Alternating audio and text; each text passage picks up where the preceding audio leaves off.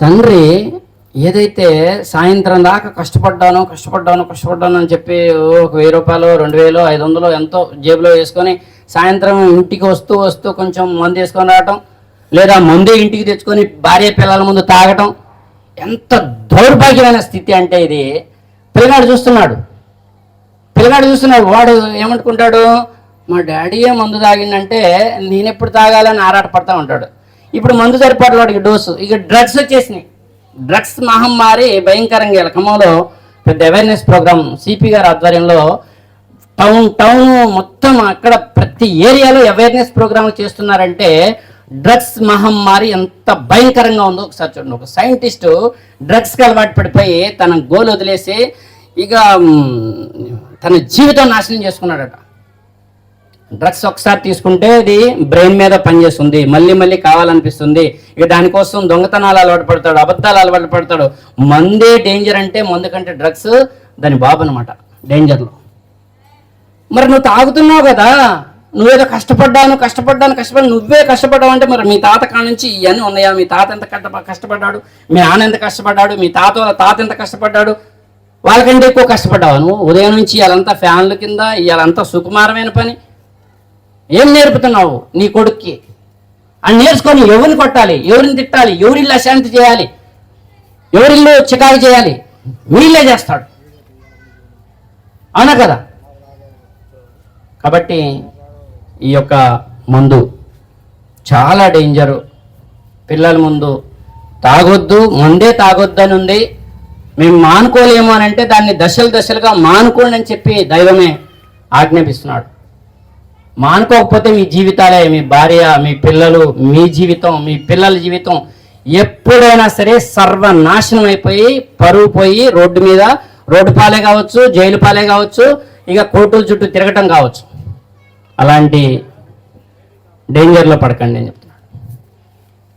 ప్రామాణిక వదిలేస్తే అదే ఉంటుంది. దేవుడికి భయపడేవాడు చెడు పనులు జోలిపోడు. ఇందాక చెప్పాను, ఇంద్రియ లోలుడైన వాడు పాపి. ఖురాను ఏదైతే చెప్తుందో భగవద్గీత కూడా అదే చెప్తుంది. ముందు ఒక కంటితో చూస్తావు, కంటితో చూసిన తర్వాత ఏదైనా సరే అది ఎమ్మటే బ్రెయిన్కి వెళ్తుంది. బ్రెయిన్కి వెళ్ళిన తర్వాత ఇప్పుడు రెండింటికి కనెక్ట్ అయింది. ఏంటది? బ్రెయిన్ ఎవరిది, కన్ను ఎవరిది? నేను మానవుణ్ణి చూసేవానిగా చేశాను, సాయిబుల్ని కదండి. నేను మానవుణ్ణి చూసేవానిగా చేశాను, వినేవానిగా చేశాను, నేను మానవుణ్ణి ఆలోచించేవానిగా చేశాను, అతని యొక్క శరీరంలో నా ఆత్మని ఉంచాను. తన ఆత్మని శుద్ధి చేసుకున్నాడు. నువ్వు పోదామనుకుంటావు, అర్థమవుతుందా? నీకు ఒక సెన్సార్ సిస్టమ్ పెట్టాడు. ప్రతి మనిషిలో ఉంటుంది సెన్సార్ సిస్టమ్. అలాగా అమ్మాయిని చూసావు, అరే కళ్ళు దించుకో, ఎమ్మటే చెప్తుంది, అంతరాత్మ చెప్తుంది. అది దైవం కూడా అంటున్నాడు ఖురాన్ ద్వారా, ఒకసారి చూసే చూపు నీది, రెండోసారి కన్నెత్తి చూస్తున్నావు అంటే అది చెడు చూపు, శైతాన్ చూపు. లేదా ఇంకేదో మందు కాడిగా ఇది తప్పు 4 సార్లు హెచ్చరించింది, 3 సార్లు హెచ్చరించింది, 3-4 సార్లు కూడా నువ్వు వినకుండా దాన్ని ఎలా నొక్కేసి ఏంటిది తన ఆత్మని అనుసుకున్నవాడు. నువ్వు వినకుండా నువ్వు వద్ద కష్టపడి అనుకుంటా కొద్ది దాయి రావాలి అయిపోయా. ఎవరు ఛాన్స్ ఇచ్చారు? శైతాన్ దాకా కాదు, మనమే దానికి చెడుకి ఆస్కారం ఇస్తున్నాం, అవకాశం ఇస్తున్నాం.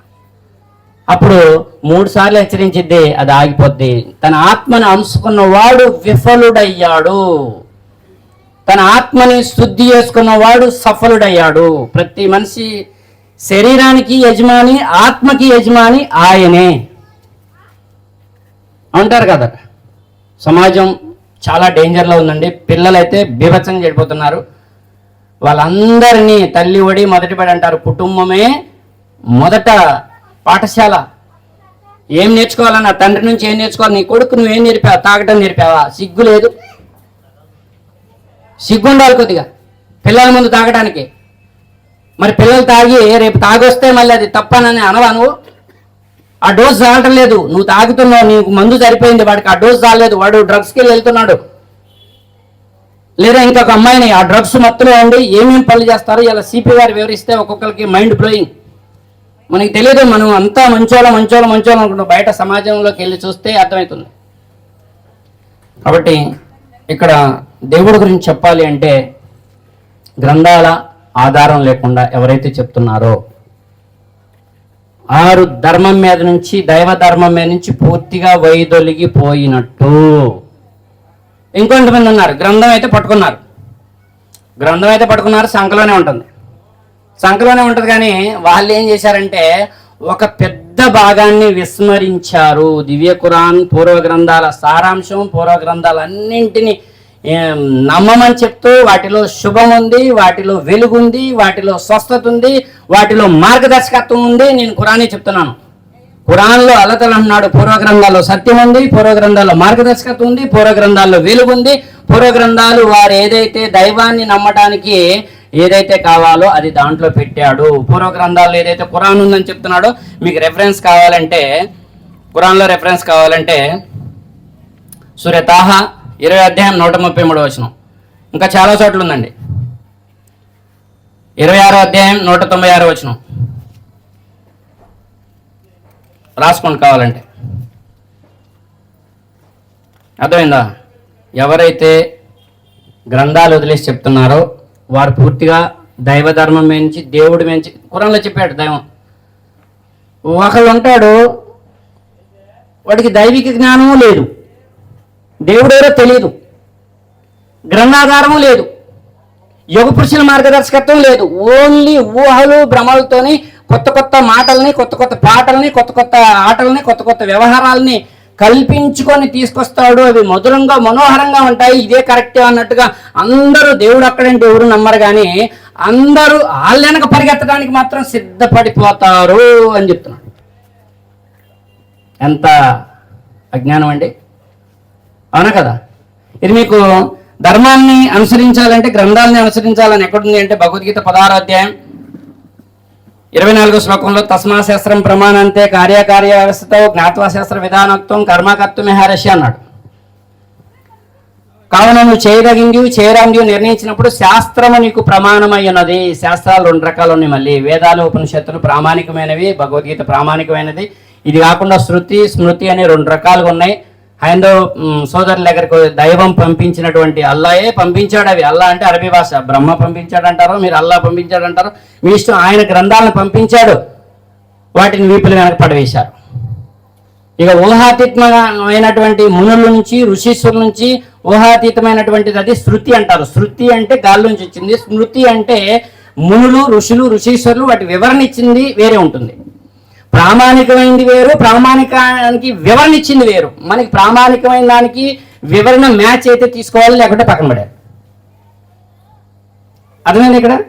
అదే విషయాన్ని బైబిల్లో ద్వితీయోపదేశ కాండంలో 12వ అధ్యాయం 32వ వచనంలో నేను నీకు ఆజ్ఞాపించుచున్న ప్రతి మాటను అనుసరించి గైకొనవలెను, దానిలో నువ్వు ఏమీయూ కలపకూడదు, దాని నుండి ఏమీ నువ్వు తీసివేయకూడదు. యెహోవా యొక్క ఆజ్ఞ. యెహోవా అంటే హెబ్రీ భాష, అల్లా అంటే అరబీ భాష. భాషే మార్పు. ఆయనకున్న పేర్లన్నీ ఉత్తమమైనయే. సూర మరియంలో చెప్పాడు. ఇంకా వచ్చేసి ఒక 4 చోట్ల వచ్చింది. ఆయనే అల్లా, ఆయన యొక్క గొప్పతనం చెప్పిన తర్వాత ఆయన్ని ఏ పేరుతో పిలిచినా పలుకుతాడు అనే ఖురాన్ ఆయత కూడా ఉంది. ఉందా లేదా? మీకు రిఫరెన్స్లు ఇవన్నీ కావాలంటే నేను మన ఎతేకాపులో ఉండి స్టార్టింగ్ నుంచి ఎండింగ్ వరకు ఎన్నిసార్లు వచ్చిందో ప్రతిదీ నోట్ చేసుకున్నాను, ప్రతిదీ కోట్ చేసుకున్నాను. 18 టైమ్స్ నేను ఖురాన్ తెలుగులో నోట్స్తోని దావా కాన్సెప్ట్ కోసమే నేను పరిశీలించి చదివాను. 18 టైమ్స్. ఒకసారి కాదు, 2 సార్లు కాదు. నాది ఎంఏ ఎకనామిక్స్. నేను అంటే చదువురాని మురుకుండా కూడా కాదు. ఇవాళ ఎలా ఉంది అంటే, నేను పేరు చెప్పట్లేదు కానీ గ్రంథం చేతిలో పట్టుకుంటారు. 7వ తరగతి ఫెయిల్, 5వ తరగతి ఫెయిల్. ఇక వాళ్ళు దేవుడి బోధ చేయడానికి దైవజనులుగా బయలుదేరతారు. వాళ్ళకి దైవిక జ్ఞానం లేదు, అందులో ఏముందో తెలియదు. పెద్ద భాగాన్ని విస్మరించారంటే చిన్న ఉదాహరణ ఒకటి చెప్తాను. మొన్న ఏమైందంటే, బైబిల్ కూడా చాలాసార్లు చదివాను. 10 పుస్తకాల వివరణ నా దగ్గర బైబిల్లో 10 పుస్తకాలు ఉన్నాయి. ఎవరికైనా కావాలంటే గిఫ్ట్ కూడా ఇస్తాను. చాలా ఉన్నాయి, సెట్లు ఉన్నాయి అక్కడ. ఈసా అలైహిస్సలాం ఎవరు, యేసుక్రీస్తు వారు ఎవరు, అసలు తండ్రి కుమార పరిశుద్ధాత్మ అంటే ఏంటి, తండ్రి కుమార బంధం ఏంటి, యేసు యొక్క శిలువ వాస్తవాలు, ఇవన్నీ కూడా దాని వివరణ అకార్డింగ్ టు రెఫరెన్స్, విత్ రెఫరెన్స్తోని మీకు అందజేయడానికి నేను సిద్ధంగా ఉన్నాను. ఎవరైనా కావాలంటే సత్యాన్ని పరిశీలించండి. నాదే కరెక్టు, నేను ఇదే కరెక్టు, నేను ఎవరు చెప్పినాయన్నో, నేను ఇలానే ఉంటాను, అంటి పెట్టుకొని ఉంటాను అంటే అక్కడ అన్ని గ్రంథాలు చెప్తున్నాయి. నువ్వు ఏదైతే సత్యమని నమ్మావో అదే నిన్ను రేపు నరకానికి అప్పచెప్తుంది, నిత్య నరకానికి అప్పచెప్తుంది. నువ్వు నమ్మింది సత్యమా కాదా పరిశీలించుకునే బాధ్యత నీ మీద ఉంది. అని చెప్పి సాక్షాత్తు గ్రంథమే చెప్తుంది, గ్రంథం ద్వారా దైవం చెప్తున్నాడు.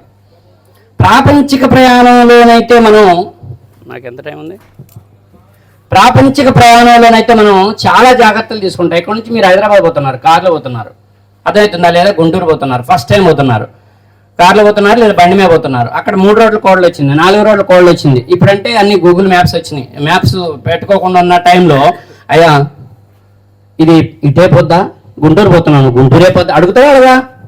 గుంటూరు పక్కన ఏదో పల్లెటూరు ఉంది, ఆ పల్లెటూరుకు పోవాలి, ఇటే పోద్దా, మ్యాప్ లేకుండా నువ్వు అడగకుండా నువ్వు తెలియని ఏరియాకి నువ్వు ప్రయాణం పోలేస్తావా, పోలేవు.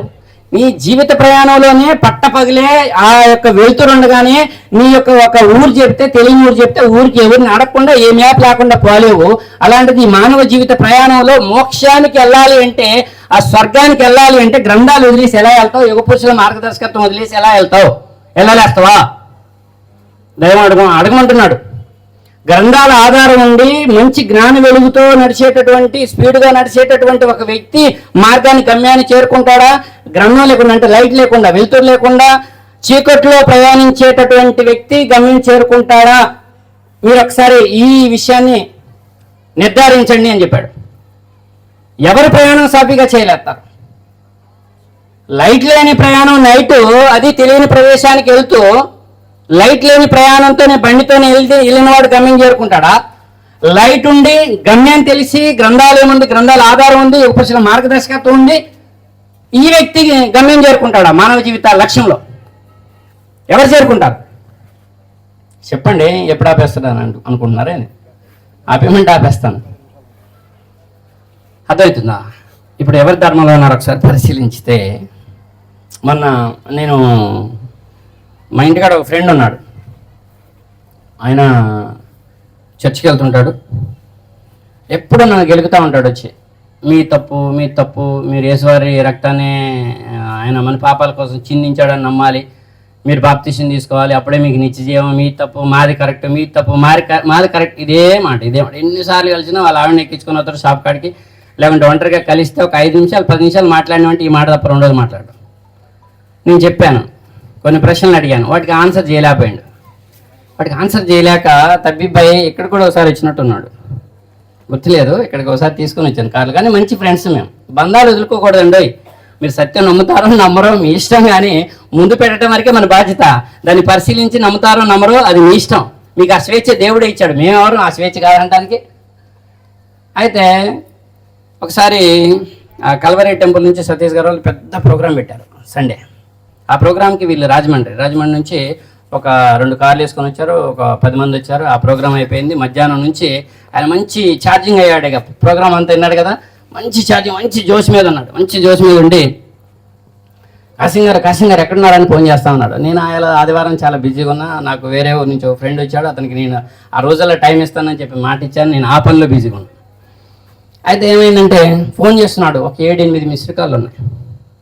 ఒకసారి చూసి, ఏంటి బావగారు అంటే, ఏంటి బావగారు ఫోన్ చేశారు ఏంటనంటే, వందనాలన్నా ఫోన్ చేశారు ఏంటనంటే, మీరు సాయంత్రం మా ఇంటికి రావాలి, కొంచెం మాట ఉంది, పాస్టర్ గారు ఉంటే ఆయనతో మాట్లాడాలి.